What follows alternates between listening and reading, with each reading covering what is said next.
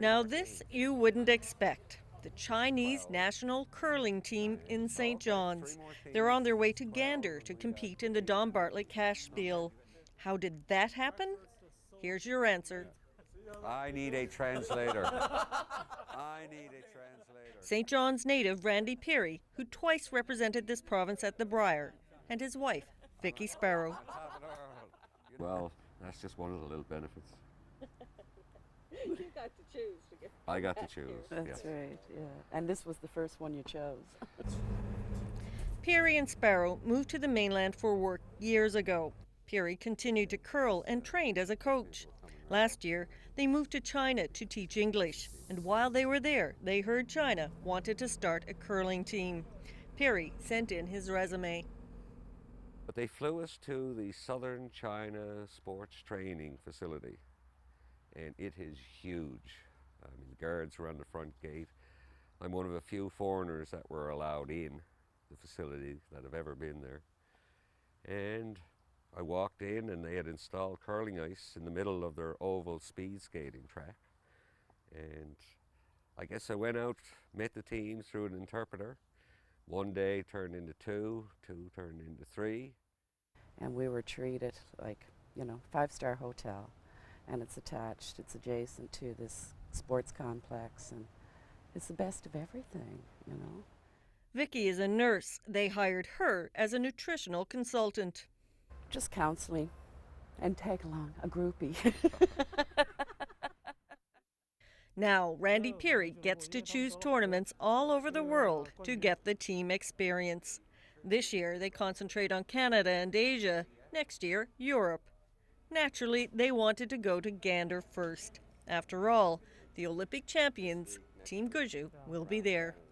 They look at him and they're in the same sort of age bracket and they say, like, that's what we want to do. And huge inspiration for me personally and for them.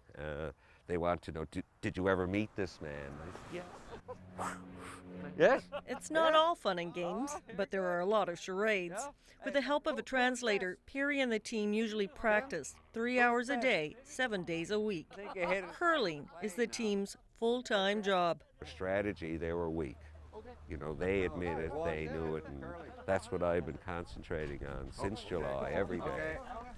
The Director General of China's National Winter Sports says they were lucky to find Peary. Everybody knows Canada is the big curling country around the world, so especially for China, we just start the curling sports a couple of years, so we need the very experienced coach. It's the first time Peary and Sparrow have been home in 6 years. They cannot believe their luck. Of course, I look very young there. All in all, yeah, it's sometimes, I wake up and say, is this really true? But we'll just keep going and hopefully be the coach of the first Chinese team in the World Curling Championship. It's emotional for him for more than one reason.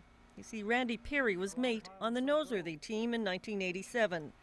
They not only made it to the finals in the Brier, they won the bronze medal. And that was supposed to put them automatically in the Olympic trials. But they didn't go. In a controversial decision, Curl Canada gave their spot to a team they'd beaten. Well, it hurt. It hurt. We tried to get it overturned. Randy Peary never got another shot at the Olympics. Until, perhaps, now. They're about to start a career now, and they will do what I almost did. The beauty about these curlers, and they have so many advantages, is that they're curlers for life now under the system in China. One of the teams they'll compete against in Gander is Peary's brother, Gary. His family's not sure who to root for. Well, I think I have some China flags that if anybody wants to cheer us on. After Gander, the team plays in British Columbia, where Peary and Sparrow have a grandchild. Then they are off to Japan. If the team does well there, they could qualify for the World Championships, which happen to be in Edmonton next year. That's where Randy Peary won his bronze medal almost 20 years ago. Deanne Fleet, CBC News, St. John's. She was